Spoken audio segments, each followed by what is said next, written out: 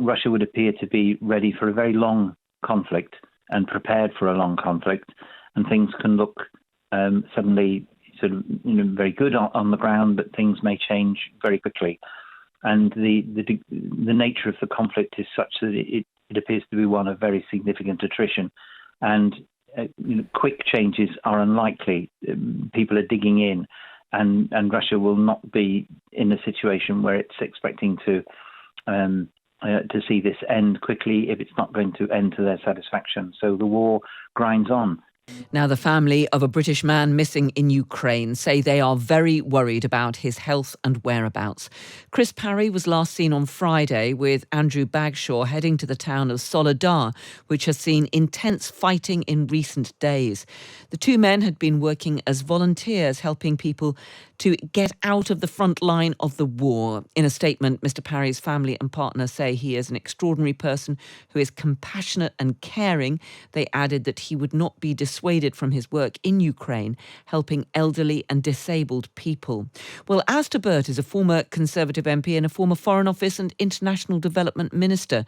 Earlier, he told me what he made of Chris Parry's disappearance. All I know is what I read in the media, and it seems to stand up perfectly well. They've obviously been involved in work rescuing and looking after elderly people in Ukraine. There are a good number of volunteers and voluntary agencies working in Ukraine.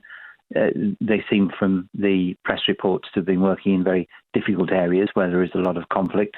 And all that people know about them is they were on their way somewhere and they haven't arrived, and that's been reported. I think it must be an incredibly difficult time for the families, who must be exceptionally worried about them. And I'm not sure there's very much speculation that makes any sense at the moment beyond waiting for further information. It does, of course, underline the risks that volunteer workers face when they are trying to help people in war zones like this.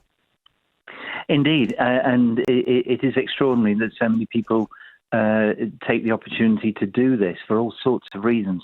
There are people, as we speak now, on their way across the continent with supplies, taking them directly to Ukraine, whether it's generators, whether it's food and clothing.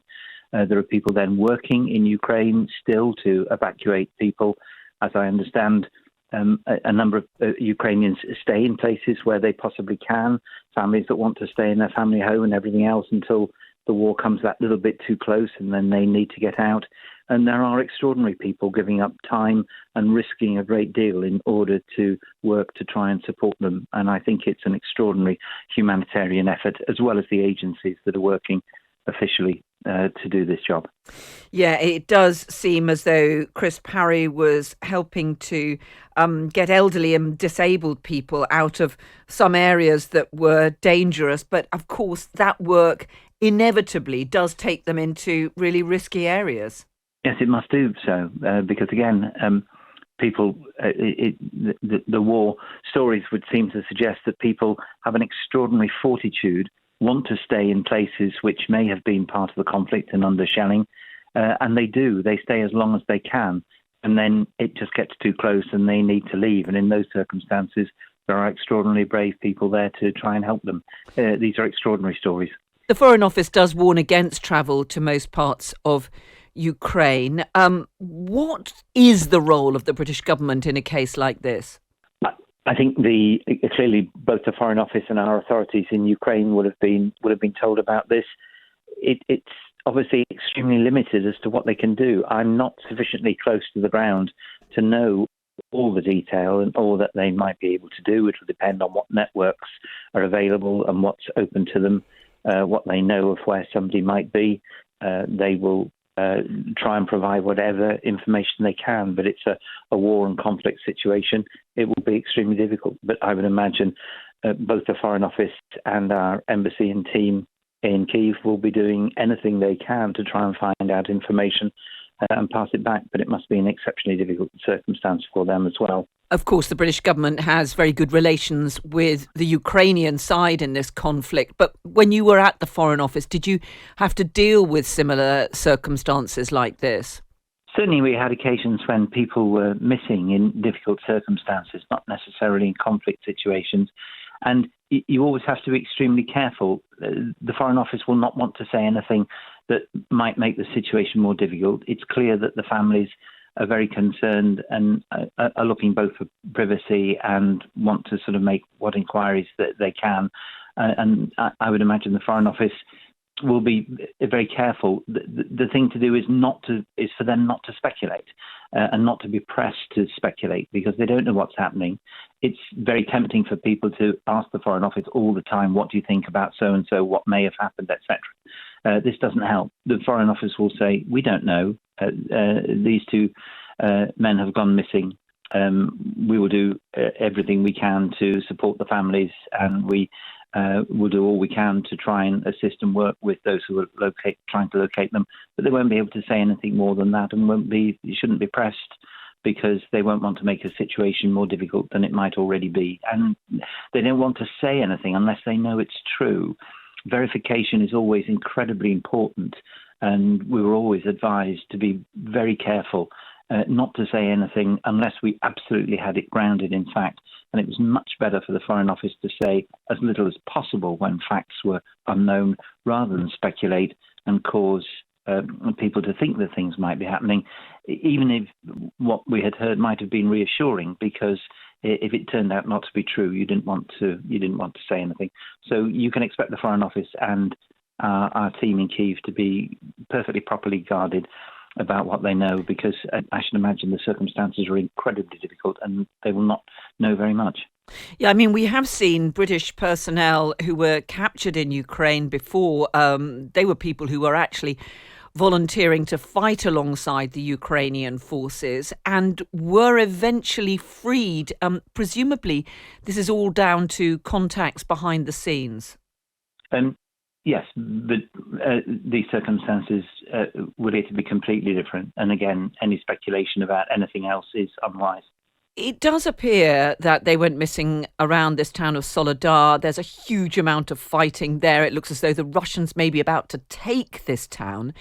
It is a reminder that the offensive in some parts of Ukraine is continuing, and that for all the difficulties the Russian forces have faced, they are still continuing their offensive and continuing, of course, these attacks which are causing misery through power cuts and so on to millions of Ukrainians.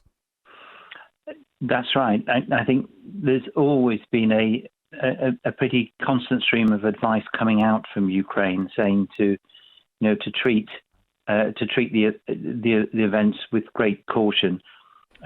Russia would appear to be ready for a very long conflict and prepared for a long conflict, and things can look suddenly sort of very good on the ground, but things may change very quickly. And the nature of the conflict is such that it appears to be one of very significant attrition, and quick changes are unlikely. People are digging in. And Russia will not be in a situation where it's expecting to see this end quickly if it's not going to end to their satisfaction. So the war grinds on. It's wrong.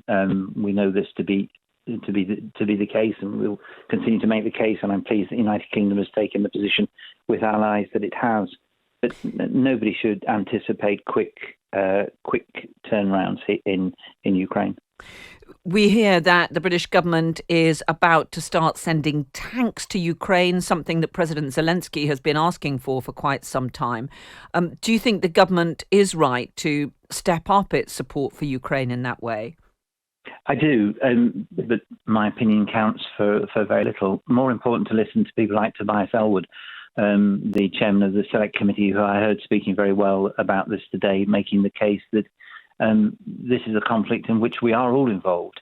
He made the point that Ukraine is fighting a war because they're doing it on all our behalf.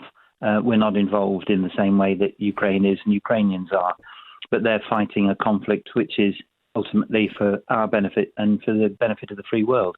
So yes, I think we're right to do that, and I think Parliament is likely to show its support. That's where the important representation should come from.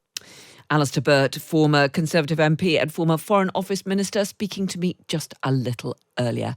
Let's catch up with the latest news and sport from Inkem Ifejika.